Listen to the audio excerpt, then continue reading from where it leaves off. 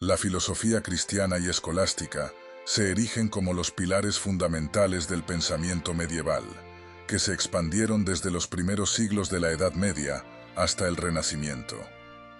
En este vasto período, que abarca aproximadamente desde el siglo V hasta el XV, los filósofos cristianos lucharon por integrar las enseñanzas de la tradición grecorromana con las verdades reveladas del cristianismo. La interacción entre la razón y la fe, dos esferas aparentemente separadas, constituyó uno de los desafíos más importantes de este período. Este desafío fue abordado, entre otros, por pensadores fundamentales como Agustín de Hipona y Tomás de Aquino, quienes sentaron las bases para una síntesis que se mantendría como eje central del pensamiento medieval. La filosofía cristiana. Una síntesis entre la fe y la razón. La historia de la filosofía cristiana comienza con la tentativa de los primeros pensadores cristianos para adaptar las enseñanzas de la Iglesia a las nociones filosóficas provenientes del mundo helénico. La obra de los filósofos griegos, especialmente la de Platón y Aristóteles, resultó ser de una importancia fundamental. Platón, con su visión de un mundo de ideas y su énfasis en la moralidad universal, fue considerado por muchos como un precursor de la concepción cristiana de Dios. Aristóteles, con su lógica rigurosa y su sistema filosófico basado en la observación y la razón, se convertiría en una de las figuras clave con las cuales los filósofos cristianos debían dialogar. En este contexto, uno de los primeros pensadores en abordar esta síntesis fue Agustín de Hipona, quien vivió entre los siglos IV y V. Agustín fue una figura fundamental en la filosofía cristiana temprana. Su pensamiento integró elementos del neoplatonismo con las enseñanzas cristianas, una fusión que le permitió abordar cuestiones fundamentales como la relación entre el ser humano y Dios, el origen del mal, la libertad y la gracia divina. La concepción de Agustín sobre la relación entre la fe y la razón es particularmente interesante. Agustín creía que la razón humana debía ser subordinada a la fe, pero al mismo tiempo consideró que la razón tenía un papel crucial en la interpretación de las Escrituras y en la defensa de la fe. Para Agustín, la razón no estaba en conflicto con la fe, sino que debía servir para iluminar y profundizar la comprensión de la revelación divina. En su obra, La ciudad de Dios, Agustín argumenta que la humanidad debe buscar la verdad a través de la fe, pero también reconoce que la razón humana tiene un papel esencial en el orden natural y en la comprensión de las leyes divinas. El renacer de la filosofía aristotélica, Tomás de Aquino. Sin embargo, es en el siglo XIII cuando la filosofía cristiana experimenta una verdadera transformación con la incorporación de las enseñanzas de Aristóteles, un proceso que dio lugar a la escolástica. Tomás de Aquino, uno de los más grandes pensadores medievales, es quien realiza una de las síntesis más destacadas entre la filosofía aristotélica y la doctrina cristiana. Tomás de Aquino, nacido en 1225 en Italia, estudió y profundizó en la obra de Aristóteles y demostró que la filosofía de este pensador griego podía ser perfectamente armonizada con la doctrina cristiana. En sus escritos, especialmente en su obra más conocida, Summa Theologica, Aquino demostró que la fe y la razón no eran antagónicas, sino que podían coexistir y, de hecho, se complementaban mutuamente. Tomás de Aquino desarrolló lo que se conocería como la filosofía escolástica, una tradición que buscaba integrar la razón humana con la revelación divina. Aquino sostenía que la razón era capaz de demostrar la existencia de Dios y ciertos aspectos fundamentales de la moralidad sin la necesidad de la revelación. Sin embargo, también defendía que la revelación divina, como se encuentra en las Escrituras, era necesaria para alcanzar un conocimiento más profundo sobre la naturaleza de Dios, el alma y la salvación. De este modo, para Aquino, la filosofía y la teología eran dos caminos complementarios que conducían a la verdad. Un tema central en la filosofía de Aquino fue su explicación de las 5 vías que demostraban la existencia de Dios. En estas, Aquino utilizó argumentos racionales, basados en la observación del mundo natural, para afirmar que la existencia de un ser supremo era necesaria para explicar el orden y la causalidad del universo. En su Suma Teológica, Aquino establece que la razón humana es capaz de conocer la verdad sobre las realidades naturales, pero es la fe la que revela las verdades más altas, aquellas que van más allá de la capacidad de la razón humana. Tomás de Aquino también abordó las cuestiones de la moralidad humana, argumentando que la ley natural, que es accesible a la razón humana, proporciona una base para discernir el bien y el mal. En su sistema, la moralidad no se basaba simplemente en los mandatos de Dios, sino en la naturaleza misma del ser humano, cuya razón podía descubrir los principios morales universales que Dios había inscrito en la creación. De este modo, la ética tomista estaba profundamente vinculada a su concepción de la naturaleza humana y de la creación divina. El problema del conocimiento. El debate entre fe y razón. Uno de los debates filosóficos más profundos y duraderos que surgieron durante la Edad Media fue la cuestión de cómo debe entenderse la relación entre fe y razón, y hasta qué punto el conocimiento humano es capaz de comprender las verdades divinas. La filosofía medieval estuvo marcada por un constante esfuerzo por encontrar un equilibrio entre estos dos ámbitos, una tarea que no estuvo exenta de tensiones.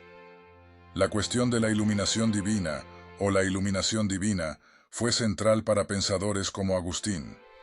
Según Agustín, el ser humano necesitaba la intervención de Dios para comprender la verdad, ya que la razón humana, caída debido al pecado original, no era suficiente por sí sola para llegar a la sabiduría completa. La iluminación divina era necesaria para que la mente humana pudiera comprender las verdades eternas y divinas. Este enfoque llevó a muchos a desarrollar una visión en la que la razón era subordinada a la revelación divina, e incluso se veía como un medio a través del cual Dios se comunicaba con los seres humanos. Por otro lado, pensadores como Tomás de Aquino, aunque también cristiano devoto, creían que la razón humana no solo podía llegar a algunas conclusiones válidas sobre la existencia de Dios y el orden del mundo natural, sino que también tenía una función crítica en la interpretación de la fe. Para Aquino, la revelación divina no contradice la razón, sino que la perfecciona. La naturaleza humana, creada por Dios, posee la capacidad de entender el mundo de manera lógica y ordenada, y la razón es una herramienta dada por Dios para acceder a la verdad. La escolástica y el declive de la filosofía medieval. La escolástica, como método de enseñanza y reflexión filosófica, alcanzó su apogeo en la Edad Media, especialmente en las universidades medievales, donde los filósofos y teólogos debatían sobre cuestiones como la existencia de Dios, la naturaleza de la verdad, la moralidad, la libertad y la gracia divina. Este método se basó en la organización lógica, el análisis sistemático y la resolución de contradicciones entre diversas autoridades, como la Escritura, Aristóteles y los padres de la Iglesia. Sin embargo, la escolástica también fue objeto de críticas y debates. Algunos filósofos, especialmente aquellos influenciados por el Renacimiento, comenzaron a cuestionar la rigidez y el formalismo de la escolástica. Pensadores como William de Ockham propugnaron un enfoque más empírico y menos racionalista para el conocimiento humano, desafiando la supremacía de la razón sobre la fe. El Renacimiento trajo consigo una nueva forma de pensar que buscaba volver a las fuentes originales del pensamiento griego y romano, lo que, en última instancia, contribuyó al declive de la escolástica como sistema dominante. Sin embargo, La filosofía cristiana y escolástica dejó una marca indeleble en el pensamiento occidental, estableciendo las bases para muchas de las cuestiones filosóficas y teológicas que seguirían siendo debatidas durante siglos. Conclusión. La perdurabilidad del diálogo entre fe y razón. La filosofía cristiana y escolástica constituye una de las tradiciones más profundas y duraderas de la historia del pensamiento occidental. Su enfoque integrador entre la fe y la razón, su intento de comprender la naturaleza de Dios y la humanidad, y su esfuerzo por establecer un sistema coherente de moralidad y conocimiento, siguen siendo relevantes hoy en día. Aunque las tensiones entre razón y fe continúan siendo objeto de debate, los filósofos medievales, como Agustín y Aquino, nos dejaron un legado que sigue influyendo en las discusiones contemporáneas sobre la relación entre la ciencia, la religión y la filosofía. La filosofía islámica, una de las tradiciones más influyentes de la historia intelectual del mundo, emerge en un contexto cultural y religioso profundamente transformador.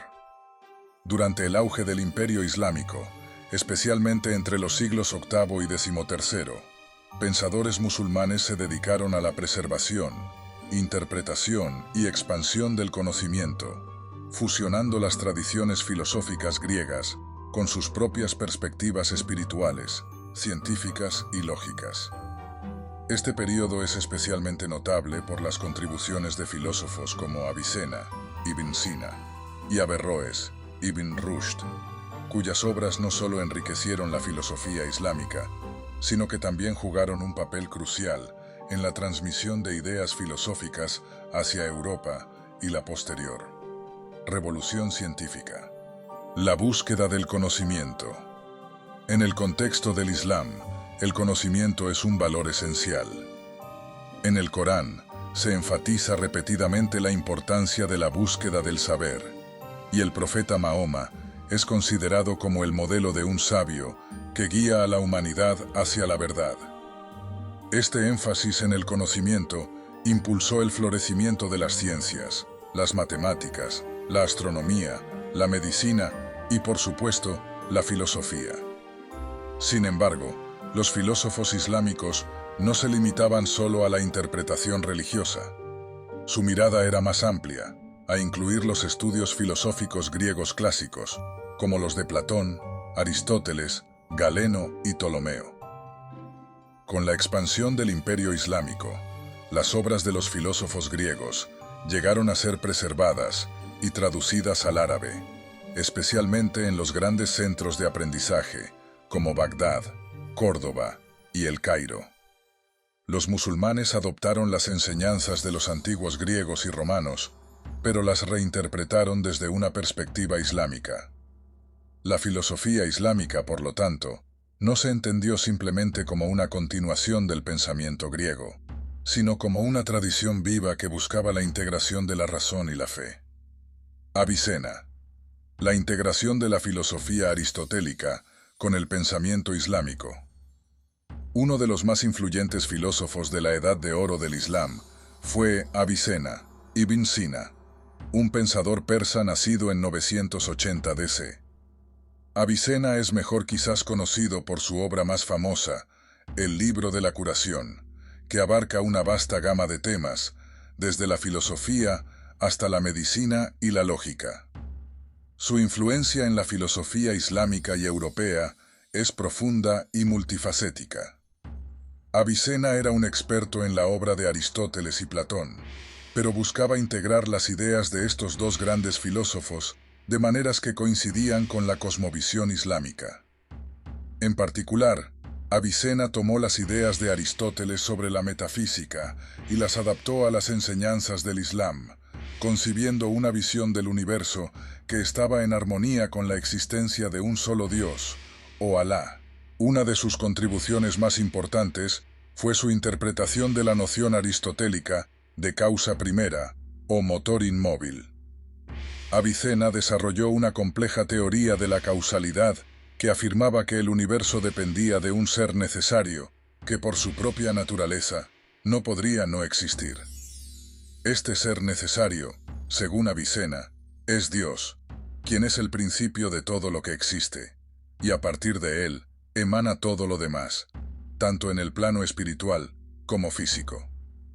El pensamiento de Avicena también incluía una sofisticada teoría de la psicología y la mente humana. Sostuvo que el alma humana estaba compuesta por varias facultades, y que el alma racional era inmortal, capaz de alcanzar la perfección, y finalmente, la unión con Dios. En muchos aspectos, Avicena representó un punto intermedio entre el pensamiento aristotélico y las doctrinas islámicas sobre el alma y el destino final del ser humano. Averroes, la defensa de la razón y la interpretación aristotélica. Otro de los grandes pensadores de la filosofía islámica fue Averroes, Ibn Rushd, nacido en 1126 en Córdoba, España. Conocido como el Comentador por su exhaustivo trabajo sobre Aristóteles, Averroes apoyó un papel fundamental en la transmisión de la filosofía griega a Occidente, particularmente a través de sus comentarios a las obras de Aristóteles. Su interpretación de Aristóteles fue tan influyente que se convirtió en la base de la filosofía escolástica en Europa, especialmente en la Edad Media. Averroes defendió el papel de la razón en la comprensión del mundo y argumentó que la filosofía y la religión no solo podían coexistir, sino que ambos debían trabajar juntos para alcanzar la verdad. A diferencia de algunos de sus contemporáneos, que vieron las enseñanzas de Aristóteles y otras tradiciones filosóficas griegas como algo marginal o incluso en conflicto con la fe islámica, Averroes sostuvo que la razón debía tener un papel central en la interpretación de las escrituras sagradas. En su obra más conocida, el Libro de la Reconciliación entre la religión y la filosofía, Averroes argumenta que la filosofía no solo no está en conflicto con la fe islámica, sino que es necesaria para comprender la naturaleza de la realidad. Para Averroes, la religión se ocupaba de los principios universales, mientras que la filosofía se encargaba de los detalles y las explicaciones racionales de cómo funcionaba el mundo.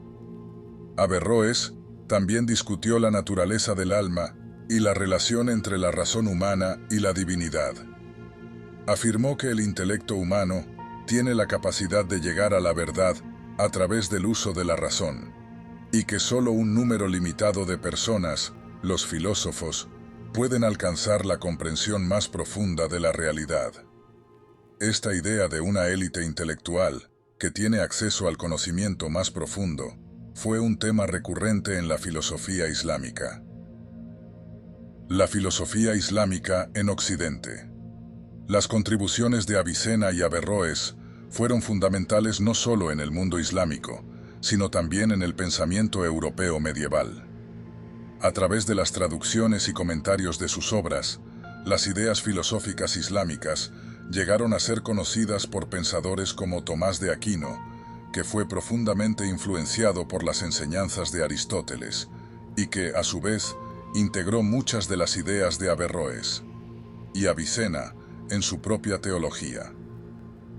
De hecho, fue gracias a filósofos islámicos como Averroes que la obra de Aristóteles llegó a ser redescubierta en Europa.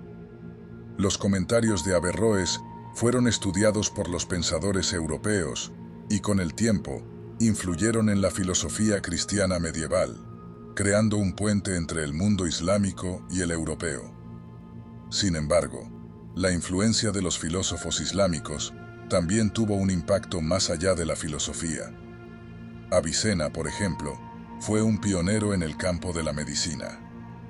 Su obra, El Canon de la Medicina, se convirtió en un texto fundamental en las universidades medievales, no solo en el mundo islámico, sino también en Europa, donde se utilizó como manual de referencia durante siglos. La filosofía islámica en la actualidad. El legado de la filosofía islámica sigue siendo relevante hoy en día. Las ideas de pensadores como Avicena y Averroes continúan siendo estudiadas y debatidas en universidades de todo el mundo, y su influencia en el pensamiento occidental es innegable. En un momento en que las fronteras entre la ciencia, la religión y la filosofía siguen siendo objeto de debate, la filosofía islámica ofrece una perspectiva única sobre la relación entre la fe y la razón, y continúa siendo una fuente de reflexión en el mundo contemporáneo. Los pensadores islámicos medievales no solo preservaron el conocimiento griego y lo expandieron, sino que también ofrecieron una visión del mundo que unía la razón con la espiritualidad. Su enfoque del conocimiento, en el que la razón y la fe no se oponen, sino que se complementan, sigue siendo un modelo de integración que muchas filosofías y religiones contemporáneas todavía buscan.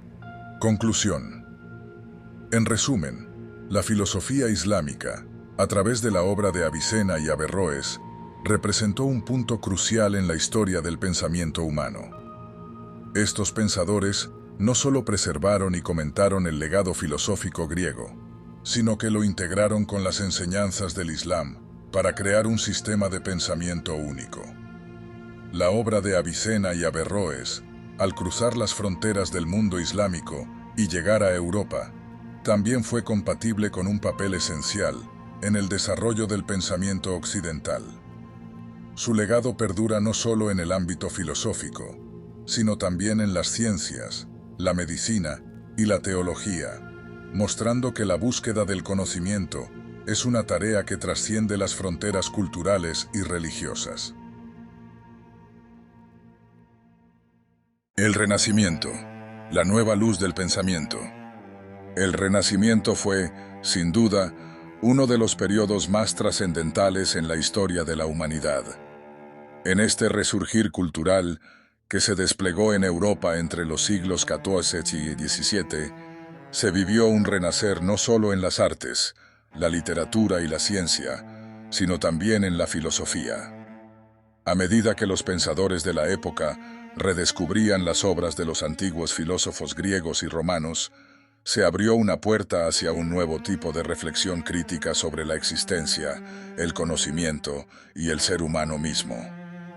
Fue en este contexto que surgieron figuras como René Descartes, Baruch Spinoza y John Locke, quienes no solo desafiaron las nociones establecidas, sino que también sentaron las bases para la filosofía moderna, cambiando para siempre nuestra comprensión del mundo. La razón por la cual el Renacimiento fue tan revolucionario reside en el hecho de que se erige sobre una base de cuestionamiento radical de la realidad. Durante siglos, la filosofía y la ciencia habían estado dominadas por las doctrinas eclesiásticas y las enseñanzas de la escolástica medieval, que se basaban en la revelación divina y la interpretación de los textos sagrados.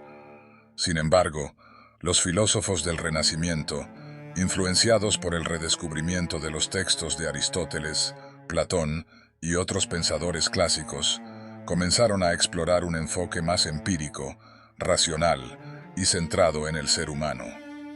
Este giro hacia el pensamiento crítico y la exploración de la naturaleza humana se convirtió en el germen de lo que hoy entendemos por filosofía moderna. René Descartes, el filósofo francés considerado por muchos como el padre de la filosofía moderna, encarnó este nuevo espíritu de duda radical. En su obra Meditaciones Metafísicas, Descartes se embarca en un proceso de radicales dudas que lo lleva a cuestionar la existencia misma del mundo que lo rodea. En sus meditaciones, despoja a la realidad de todo lo que puede ser dudado, hasta llegar a una verdad fundamental e indudable. Cogito, ergo sum, o pienso, luego existo. Esta afirmación no solo es una declaración sobre la existencia, sino que refleja un profundo acto de introspección, un acto que desafía todo lo que no puede ser comprobado por la razón. Para Descartes, el pensamiento es la única certeza incuestionable, y a través de este pensamiento, el ser humano encuentra su propia existencia. El impacto de este pensamiento radical fue monumental. La idea de que el ser humano puede alcanzar la certeza y la verdad a través de la razón, y no simplemente a través de la fe o la autoridad externa, fue un desafío directo a las estructuras de poder dominantes en la época. Descartes, al afirmar la primacía de la razón, estaba sembrando las semillas para el pensamiento autónomo y crítico, abriendo el camino hacia una comprensión más profunda de la naturaleza humana y su lugar en el universo. En este sentido, su famosa máxima no solo establece una verdad sobre la existencia, sino que también invita a los individuos a cuestionar la naturaleza de su conocimiento y, por ende, a redescubrir el significado de la vida misma. Sin embargo, Descartes no fue el único filósofo del Renacimiento que se adentró en este terreno de incertidumbre y cuestionamiento. Baruch Spinoza, un pensador neerlandés de origen judío, fue otro de los grandes protagonistas de la filosofía moderna que, al igual que Descartes, cuestionó profundamente las concepciones tradicionales sobre Dios, la moral y el conocimiento. A diferencia de Descartes, Spinoza rechazó la idea de un Dios personal y comenzó a ver a Dios como una especie de principio inmanente en la naturaleza, una sustancia única que se manifestaba en todo lo que existe. En su obra Ética demostrada según el orden geométrico, Spinoza propone una visión panteísta de la realidad, en la cual todo en el universo es una manifestación de la misma sustancia divina. Para Spinoza, la libertad humana no reside en la capacidad de elegir de manera arbitraria, sino en la comprensión profunda de la naturaleza y en la alineación de nuestras pasiones con las leyes racionales del cosmos. El pensamiento de Spinoza, al igual que el de Descartes, propuso una mirada científica, pero no solo sobre la naturaleza del mundo, sino también sobre la condición humana. La libertad, para él, era una cuestión de entendimiento, un conocimiento claro de las causas y efectos que rigen nuestra existencia. Al reconocer que nuestra vida es parte de un todo, se puede alcanzar una paz interior que no depende de las vicisitudes externas, sino de la capacidad de entender las leyes que gobiernan la realidad. John Locke, filósofo inglés y uno de los más influyentes pensadores del empirismo, añadió otro matiz crucial al debate sobre el conocimiento y la existencia. Locke estaba profundamente preocupado por la manera en que el ser humano obtiene conocimiento, y en su obra Ensayo sobre el entendimiento humano, argumentó que la mente humana al nacer es como una tabla rasa, es decir, una página en blanco, sin ideas innatas. Según Locke, todo el conocimiento proviene de la experiencia, que se divide en dos tipos: la sensación, que nos proporciona información sobre el mundo externo, y la reflexión, que nos permite organizar y analizar esa información. El empirismo de Locke se oponía a la noción cartesiana de que el conocimiento podía ser adquirido únicamente a través de la razón pura, y en su lugar, subrayaba la importancia de la experiencia sensorial como la fuente primaria del conocimiento. Para Locke, las ideas y los conceptos que formamos sobre el mundo no son predeterminadas, sino que son el resultado de la interacción del ser humano con su entorno.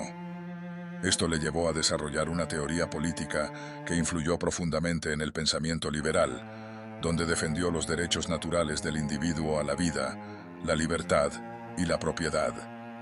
En este sentido, Locke proporcionó una base filosófica para las revoluciones políticas y sociales que transformaron el mundo occidental en los siglos posteriores. El Renacimiento, con su regreso a las fuentes clásicas, se presenta, por tanto, como un periodo en el que el ser humano comenzó a contemplar su existencia desde una nueva perspectiva.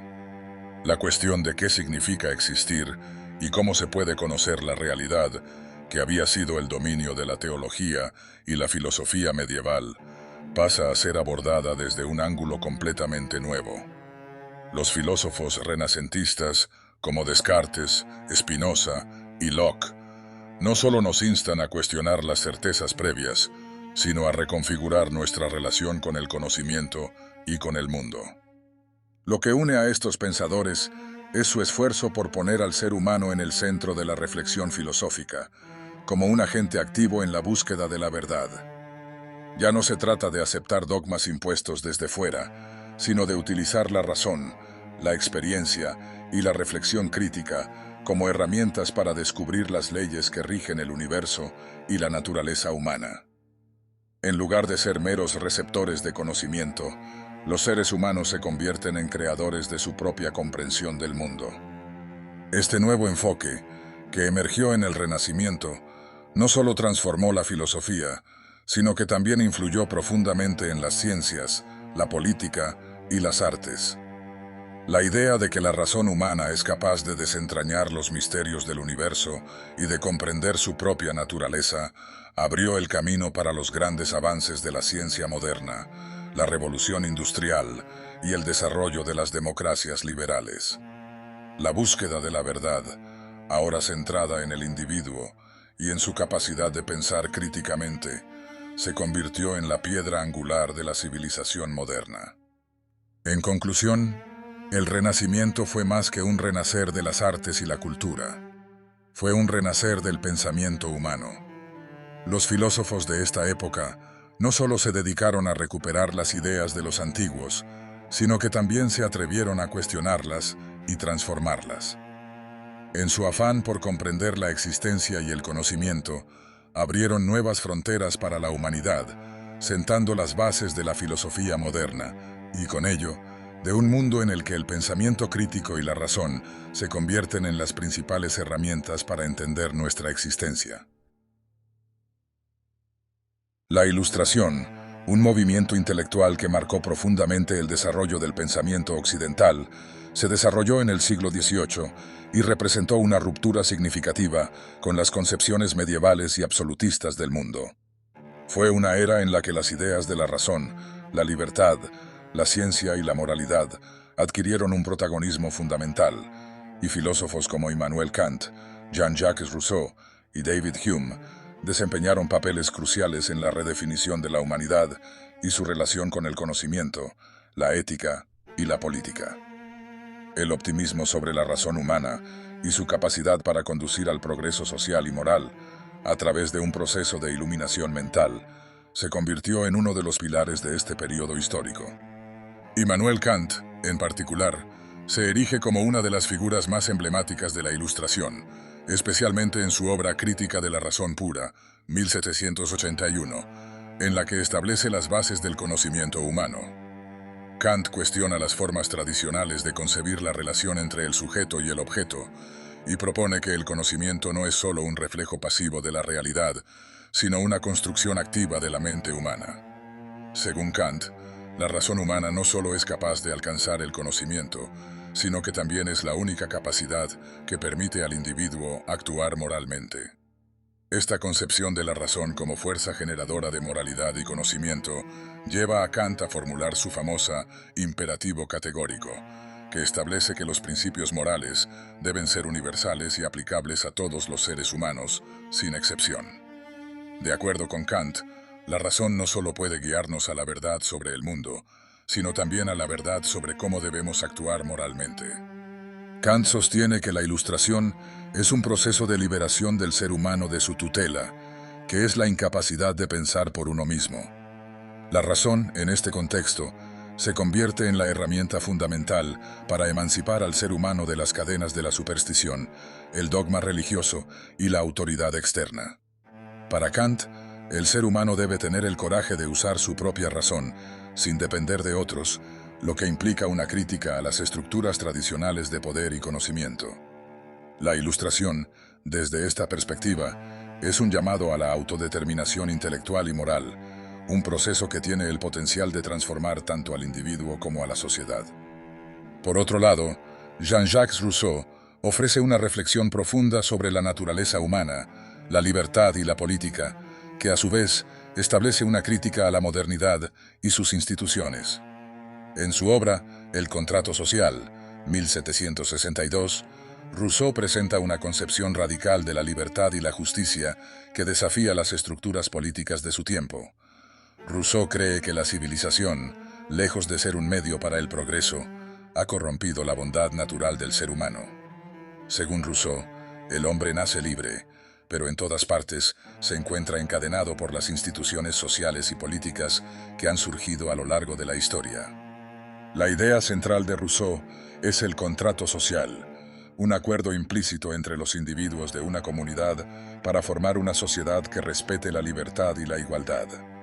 Sin embargo, Rousseau destaca que la verdadera libertad solo se puede alcanzar en una sociedad en la que el voluntad general se manifieste, es decir, cuando los intereses individuales se subordinan al bienestar común. La razón, en este caso, no es solo una herramienta de conocimiento, sino un medio para crear una comunidad justa que sea coherente con los principios de igualdad y libertad. Rousseau, al igual que Kant, cree en el potencial de la razón para guiar al ser humano hacia el progreso moral y social, pero lo hace dentro del marco de una crítica a las estructuras que, en lugar de promover la libertad, la coartan. Rousseau, al igual que Kant, ve a la razón como la capacidad que puede liberar a la humanidad de los grilletes de la opresión y la injusticia. Sin embargo, mientras que Kant pone el énfasis en la moralidad individual, Rousseau se enfoca en la libertad colectiva. La Ilustración, desde la perspectiva de Rousseau, debe ser un movimiento que no solo busque la iluminación del individuo, sino que también luche por una transformación profunda de las estructuras sociales y políticas para garantizar la igualdad y la participación democrática de todos los ciudadanos. Por su parte, David Hume, uno de los filósofos más influyentes de la tradición empirista, aborda la cuestión de la razón desde una perspectiva que pone en duda la capacidad de la razón para conocer la realidad de manera objetiva. En su obra Tratado de la Naturaleza Humana, 1739-1740, Hume argumenta que todo conocimiento humano se deriva de la experiencia, es decir, de lo que percibimos a través de nuestros sentidos. Hume es célebre por su escepticismo respecto a las afirmaciones metafísicas y religiosas, cuestionando la existencia de una realidad trascendental o divina y desafiando la capacidad de la razón para acceder a ella. A diferencia de Kant, quien busca una síntesis entre la razón pura y la experiencia sensible, Hume argumenta que la razón por sí sola no puede ser la guía definitiva para la vida humana. En lugar de eso, nuestra vida moral y social está determinada más por los sentimientos y las emociones que por la fría lógica. La razón, para Hume, es simplemente un instrumento para alcanzar los fines que dictan nuestros deseos y pasiones. En este sentido, Hume aporta una visión más matizada y crítica de la razón, sugiriendo que la Ilustración, si bien puede traer avances en el conocimiento y en la ciencia, también debe reconocer las limitaciones inherentes al ser humano. A pesar de su escepticismo, Hume también comparte con Kant y Rousseau la creencia de que el ser humano tiene la capacidad de mejorar y progresar, aunque para él, este progreso depende más de la educación y la experiencia colectiva que de un esfuerzo racional abstracto. Hume defiende la importancia de la empatía, la simpatía y los sentimientos morales como la base de la ética, y pone en duda la universalidad de los principios morales de Kant, sugiriendo que la moralidad es en gran medida el producto de las costumbres y las emociones humanas. La Ilustración, entonces, puede ser entendida como un proceso complejo en el que se entrelazan las ideas de razón, moralidad y política, pero también las dudas y los cuestionamientos sobre las limitaciones de la razón humana. Los filósofos de la Ilustración nos invitan a pensar críticamente sobre nuestra capacidad de conocer el mundo y a reflexionar sobre el papel de la razón en la creación de una sociedad más justa. A través de la razón, la humanidad puede aspirar a alcanzar un progreso social y moral, pero ese progreso no está exento de tensiones, desafíos y contradicciones. Si bien la Ilustración promovió la idea de que la razón podía guiarnos hacia el progreso, también nos recordó que la libertad, la justicia y la moralidad no pueden ser alcanzadas de manera simple o unívoca. El proyecto de la Ilustración, en su mejor sentido, nos desafía a cuestionar continuamente nuestras creencias, nuestras instituciones y nuestra comprensión del mundo, y a buscar un equilibrio entre la razón, los sentimientos y las emociones, reconociendo que el ser humano, aunque capaz de grandes logros intelectuales y morales, sigue siendo un ser limitado, condicionado por su historia, sus pasiones y sus circunstancias sociales. El pensamiento ilustrado, lejos de ser un fin, es un proceso continuo de cuestionamiento, aprendizaje y transformación. Existencialismo y fenomenología.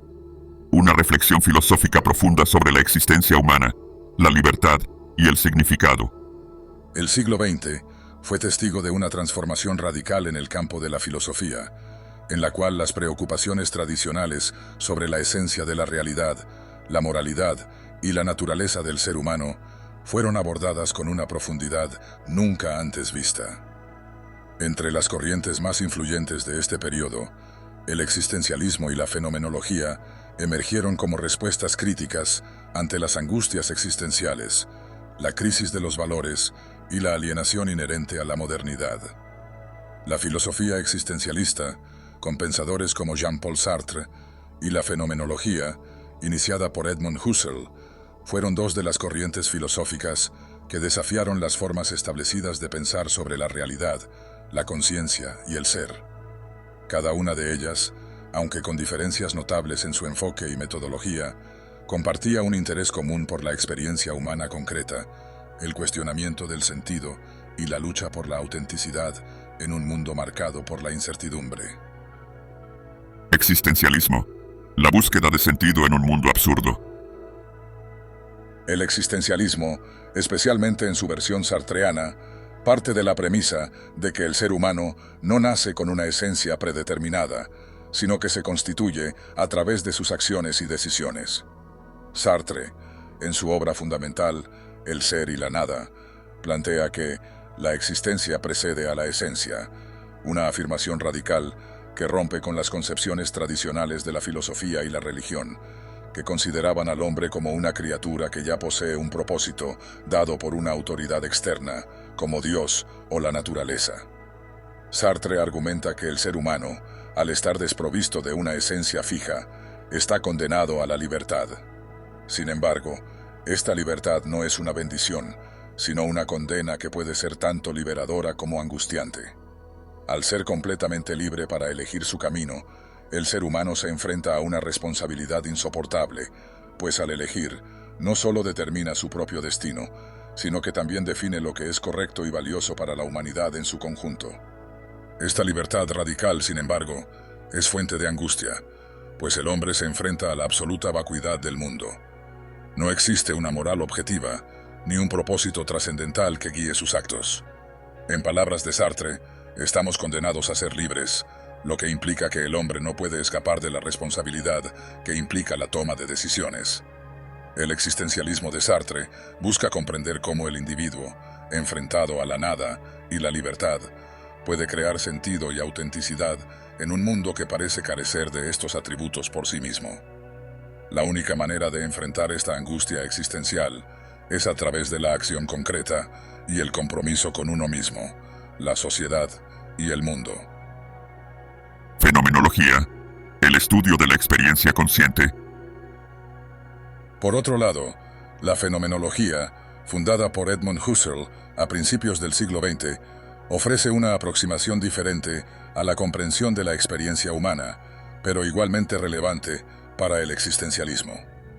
Husserl, influenciado por la crisis de la ciencia moderna y la pérdida de certeza en la tradición filosófica, propuso una metodología que se centraba en el análisis de las estructuras de la conciencia y la experiencia inmediata. La fenomenología se define, en sus términos más simples, como el estudio de los fenómenos tal como aparecen en la conciencia, sin presuponer ninguna teoría previa sobre su naturaleza o existencia independiente. A diferencia del existencialismo, que se ocupa de las angustias inherentes a la libertad y la responsabilidad del ser humano, la fenomenología se enfoca en los modos de experiencia que constituyen la percepción del mundo. Husserl, al igual que los filósofos existencialistas, reconoció la importancia de la subjetividad, pero su interés se centró más en la manera en que los objetos y las experiencias se nos presentan como fenómenos. Husserl desarrolló el concepto de epoché, o suspensión del juicio, que implicaba dejar de lado cualquier suposición sobre la existencia externa de los objetos y centrarse exclusivamente en la experiencia tal como se da en la conciencia. La fenomenología, entonces, busca examinar cómo los significados y las interpretaciones del mundo se constituyen a través de la conciencia, y cómo esta conciencia es esencial para dar forma a la realidad tal como la conocemos. La relación entre existencialismo y fenomenología. Aunque el existencialismo y la fenomenología tienen enfoques y objetivos distintos, ambos comparten una preocupación fundamental por la experiencia humana concreta y la manera en que el ser humano se relaciona con el mundo que lo rodea. Sartre, en particular, adoptó una perspectiva fenomenológica en su análisis de la conciencia y la libertad. Para Sartre, la conciencia no es algo que simplemente existe, sino que es consciente de, es decir, siempre está dirigida hacia algo, ya sea un objeto concreto, un concepto o incluso uno mismo. Esta idea se basa en la noción fenomenológica de intencionalidad, que sostiene que la conciencia siempre está dirigida hacia algo, lo que implica que la experiencia humana es fundamentalmente una interacción entre el sujeto y el objeto. En este sentido, Sartre se inspira en la fenomenología para desarrollar su concepto de ser en el mundo, una categoría que describe la manera en que los seres humanos están profundamente implicados y comprometidos con su entorno. Sin embargo, Sartre lleva la fenomenología de Husserl a nuevas alturas al poner el énfasis en la libertad radical del individuo y su capacidad para elegir. A diferencia de la fenomenología pura de Husserl, que se centra más en el análisis de la experiencia tal como es, Sartre ve en la conciencia una capacidad de trascender su condición dada, de proyectarse hacia el futuro y dar sentido a su propia existencia.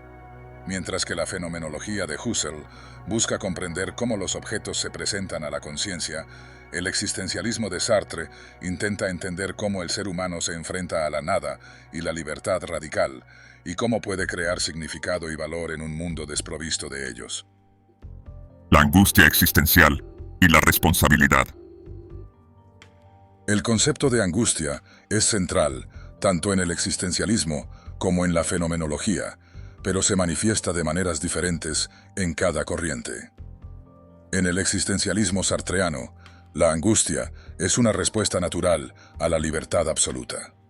Al darse cuenta de que no hay un destino predeterminado ni una moral objetiva que guíe sus decisiones, el individuo experimenta una sensación de vacío y desesperación. Esta angustia existencial no es solo el resultado de una conciencia de la muerte o la finitud, sino también de la libertad absoluta que implica una responsabilidad incuestionable por las elecciones que uno hace.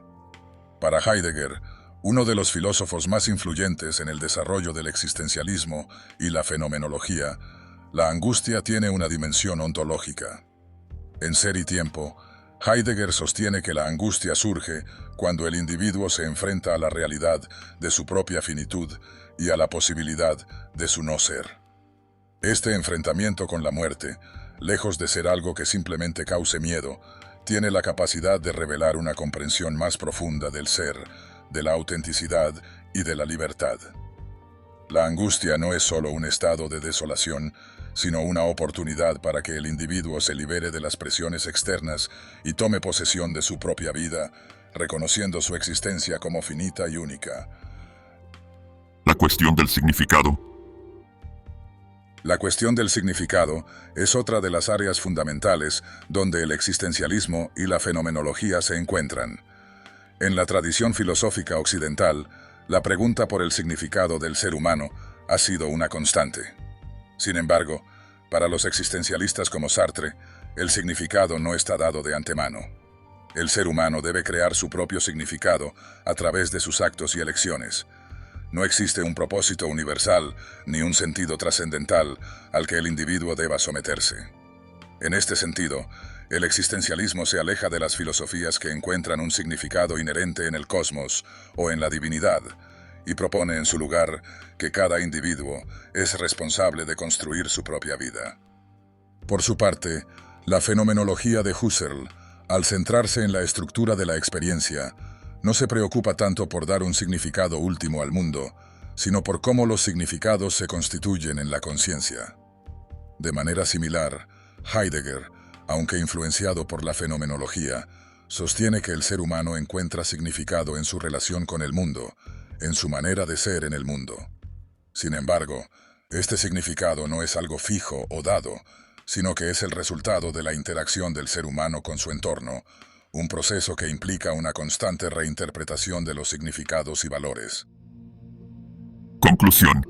La libertad, la conciencia y la autenticidad.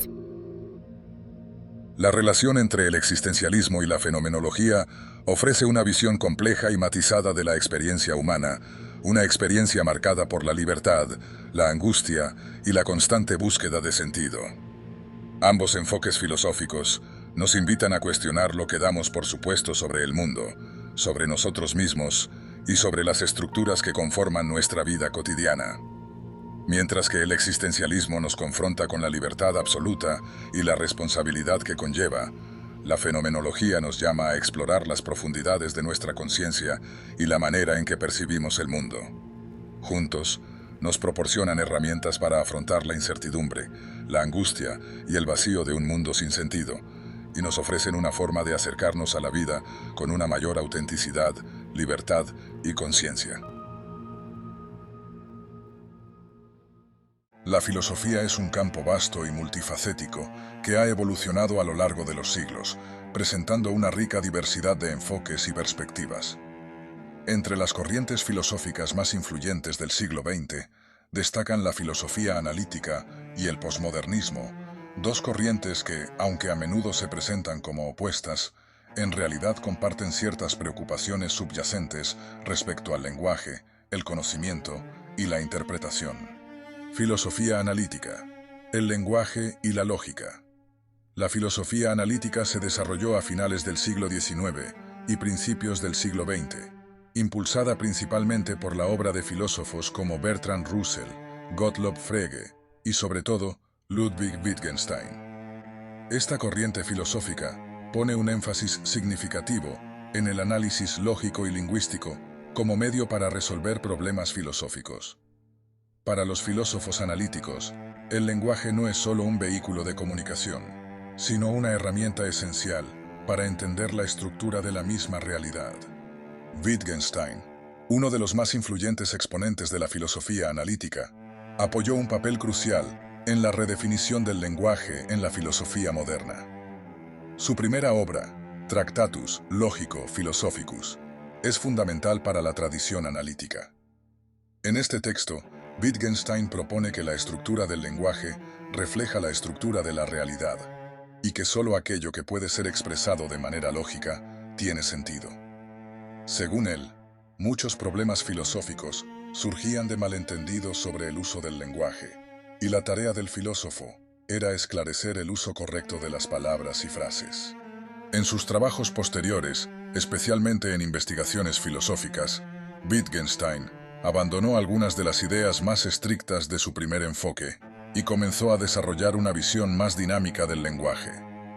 Propuso que el significado de las palabras no se puede reducir a una correspondencia fija con hechos del mundo, sino que depende de los contextos en los que se usan. El concepto de juegos de lenguaje fue central en esta nueva concepción, que resalta cómo el significado de las palabras varía dependiendo de la práctica social y las circunstancias en que se emplean. Esta perspectiva tuvo un gran impacto en la filosofía posterior, especialmente en la epistemología y la filosofía de la mente.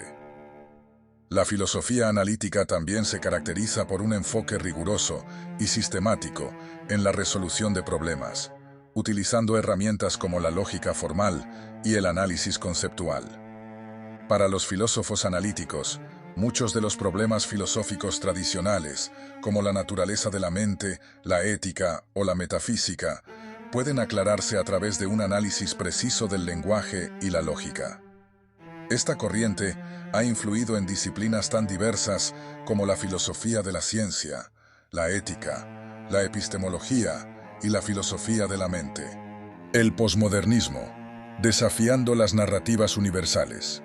En contraposición a la filosofía analítica, el posmodernismo surgió a mediados del siglo XX como una crítica radical a las grandes narrativas y los sistemas de pensamiento totalizadores.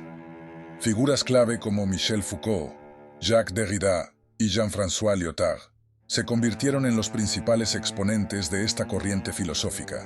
que cuestionaron la idea de que existen verdades universales y objetivas que pueden ser descubiertas a través de la razón o el método científico.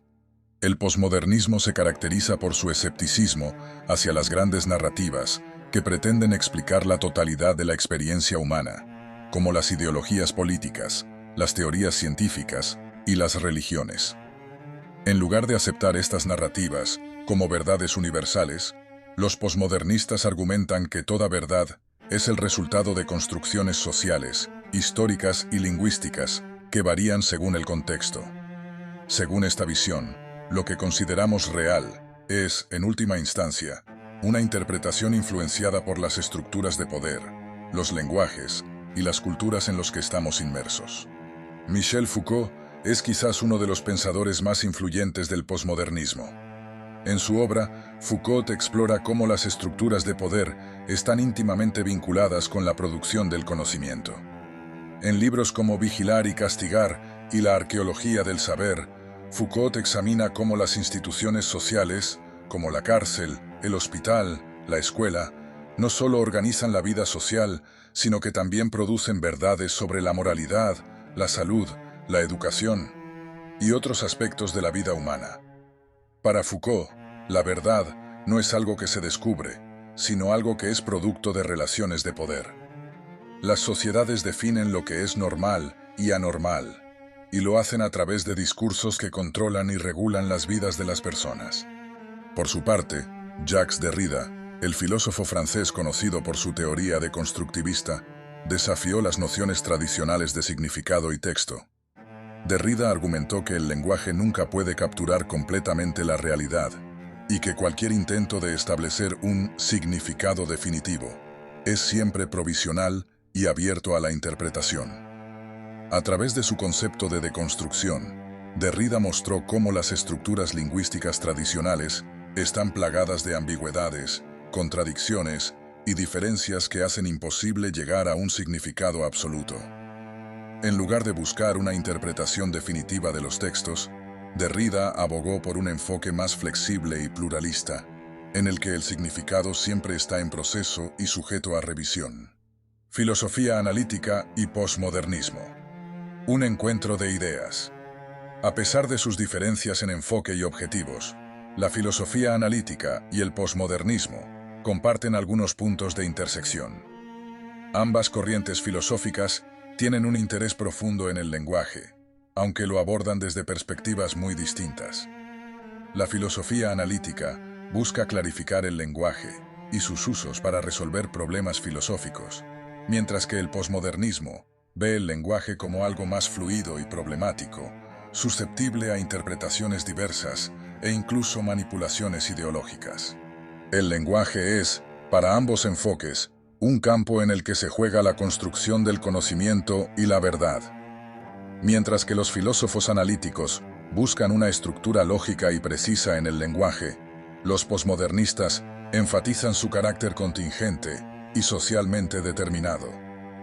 Esta diferencia fundamental refleja la brecha que existe entre la visión de un mundo ordenado, comprensible a través del análisis riguroso, en la tradición de la filosofía analítica, y la perspectiva de un mundo fragmentado, plural y profundamente influenciado por las relaciones de poder, en la tradición del posmodernismo. A pesar de estas diferencias, el cruce de caminos entre la filosofía analítica y el posmodernismo también ha dado lugar a un enriquecimiento mutuo. Algunos filósofos contemporáneos intentan fusionar elementos de ambas tradiciones para abordar los desafíos filosóficos del mundo moderno, reconociendo las fortalezas de la claridad analítica y la crítica radical del posmodernismo. De este modo, aunque la filosofía analítica y el posmodernismo puedan parecer mundos filosóficos opuestos, ambos contribuyen de manera significativa a la reflexión sobre el lenguaje, el conocimiento y la verdad, cada uno desde su propio enfoque y perspectiva.